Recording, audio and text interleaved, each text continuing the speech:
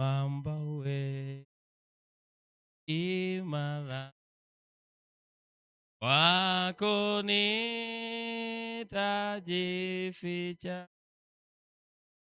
maji hayo nada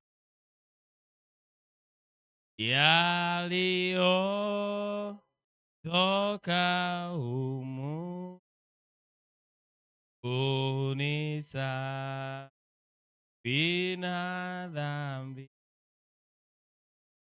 unifanya mshindi.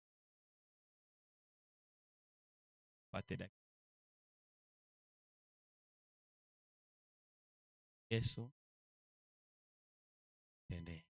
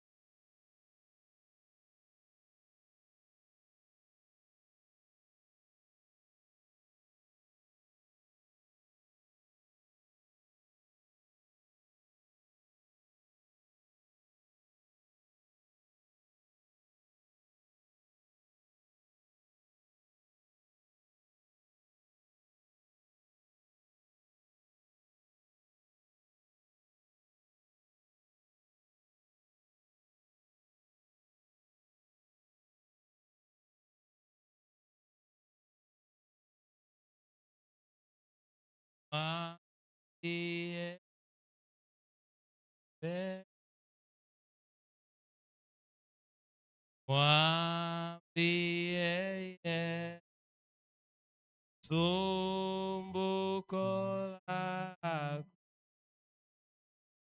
rafiki amini,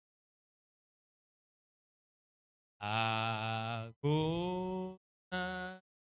rafiki hai. Mwambie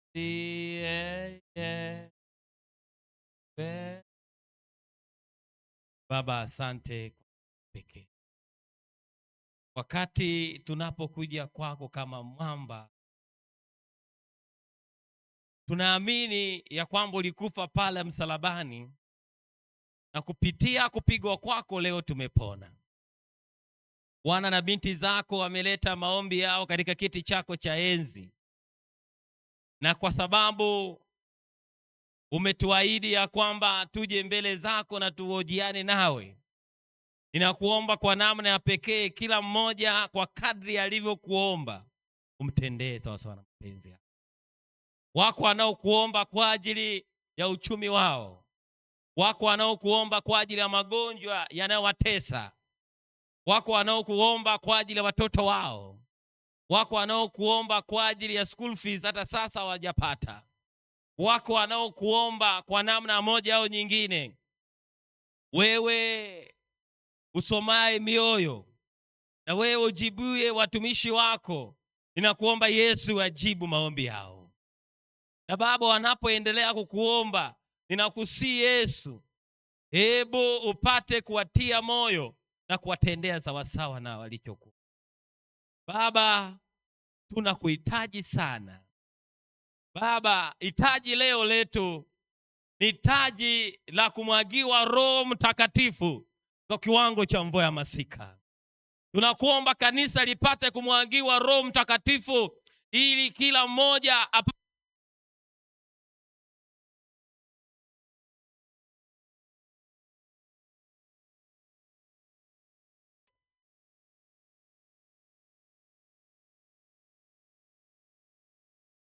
wewe. Asante kwa sababu utakuwa pamoja nasi. na asante kwa sababu uwepo wako utakuwa pamoja nasi. Sasa Baba, ruhusu watumishi wako wakakutendee mambo makubwa katika maisha yao.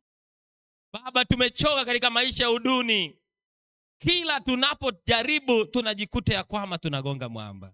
Mikosi ya kila namna katika biashara, katika kazi, katika jina la Yesu zipate kushindwa. Tunakuomba Yesu ukatusimamishe. Ulisema ya kwamba watakaye kuinua juu na utawainua juu. Na wewe ukatoa ahadi ya kwamba hata utatupa riziki zetu, na hata watoto wetu hataomba mikate barabarani. Tunakuomba Yesu usikie, tende sawa sawa mapenzi yako. Asante kwa sababu hata hivi hatujui kuomba, ila yuko Roho Mtakatifu anayeomba kusikoweza kutamkwa kwa ajili yetu. Basi huyo Roho Mtakatifu aombe kwa ajili ya kila mmoja, na yawasilishe maombi haya yawe ni harufu nzuri katika kiti chako cha enzi. Asante kwa sababu umesikia maombi yetu. Asante kwa sababu utaendelea kuwa pamoja nasi. Asante kwa sababu utatubariki. Sijisi utakavyo, bali tunaomba mapenzi yako yatimizwe kupitia jina la Yesu Kristo tunaomba na kuamini. Amen. Machozi ya kulenga, mwambie Yesu sumbuko lako, walemewa na dhambi rohoni, mwambie Yesu pekee. Mwambie Yesu sumbuko lako, yu rafiki amini. Hakuna rafiki kama yeye, mwambie Yesu pekee.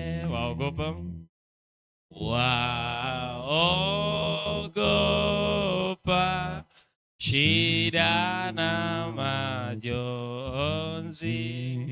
mwambie Yesu sumbuko lako,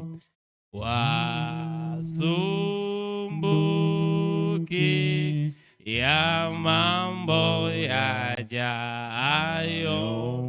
mwambie Yesu pekee. Mwambie Yesu sumbuko lako, yu rafiki amini.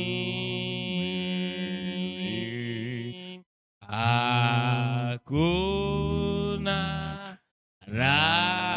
rafiki kama yeye, mwambie Yesu pekee. Kuwazia kifo, kuwazia kifo kukutisha, usiogope kifo. Yesu sumbuko lako,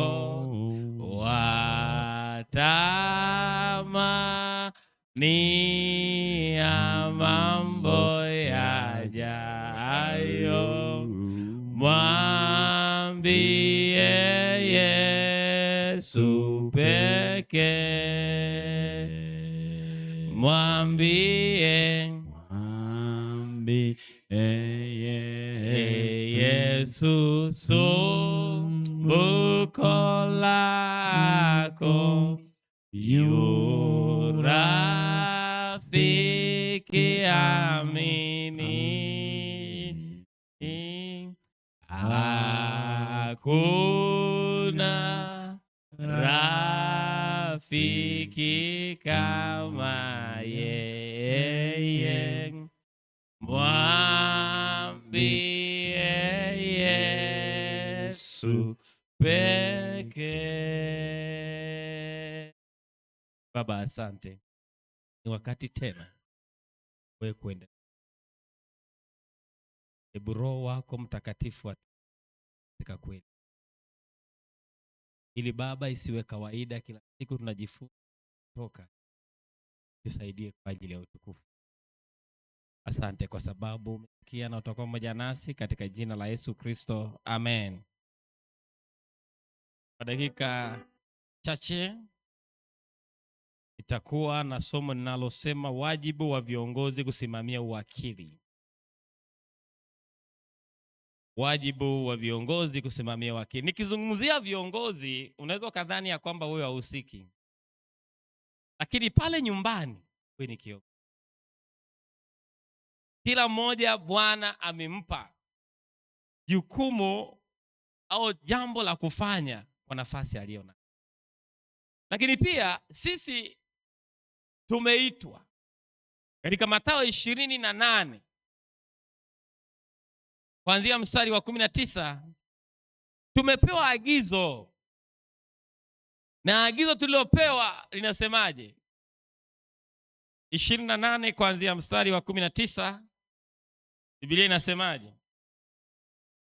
Maneno ya Mungu yanasema, basi enendeni, ndiyo, mkawafanye mataifa yote kuwa wanafunzi. Basi enendeni mkawafanye mataifa yote kuwa wanafunzi, mkiwabatiza kwa jina la Baba na Mwana na Roho Mtakatifu. Anayefanya mtu kuwa mwanafunzi, yeye ni nani? Yeye ni mwalimu. Sisi tumeagizwa kuwa viongozi kwa kila mtu, tuwafanye watu kuja kwa Yesu. Kwa hiyo kila mmoja, somo hili linamhusu ya kwamba Mungu ametuita ili tupate kuwa viongozi. Sasa ni wajibu wetu kusimamia uwakili, kwa sababu hamuna ibada bila matoleo. Haleluya, amina. Ingawa swala hili la uwakili linahusu maisha ya nyanja zote za Kikristo, lakini pia inahusu mali ambazo Bwana amenipa. Amina. Mwongozo wa Kanisa ukurasa wa 160, ninanukuu, anasema, ingawa swala la uwakili linahusu nyanja nyingi za maisha ya Kikristo, bila shaka uwakili wa mali zetu ni muhimu. Bwana Yesu asifiwe. Amina. Unahusu familia yote ya kanisa na unajumuisha kuitambua mamlaka ya Mungu, umiliki wake wa vitu vyote na ukarimu wa neema yake kwa mioyo yetu. Mwisho wa kunukuu. Kwa hiyo swala la uwakili katika matoleo katika mali zetu ni la muhimu sana kukaziwa ndani ya kanisa, na inatakiwa ijumuishe familia zote ndani ya kanisa. Kwa hiyo tunalo wajibu kama tuliopewa jukumu la kusimamia kanisa la Bwana au kwa ajili ya kusimamia familia zetu. Mungu anatutaka tusimamie swala hili kwa nguvu zote, na hatutaki kulega katika hili, kwa sababu tulisoma pale tulipo kwenye kipindi cha kwanza ya kwamba tunapokosa kuwa waaminifu katika swala hili, sio tu kazi ya Mungu inaumia, lakini pia mibaraka ambayo tungeipata sisi tunaikosa. Kwa hiyo unakuta ya kwamba mke anapata shida kwa sababu ya kukosa baraka hizi ambazo tungezipata. Watoto hawana hatia, lakini wanakuta wana mikosi na wanakuwa maisha yao haendi vizuri kwa sababu ya tatizo la baba au wazazi waliolifanya ndani ya familia. Kwa hiyo sisi lazima tuwe waaminifu. Mungu anamwahidi Ibrahim ya kwamba nitakufanya kuwa baba wa nini? Wa mataifa yote, na anawaambia atakaye kubariki atabarikiwa. Sikiliza, mibaraka hiyo iliambatana na uzao wake.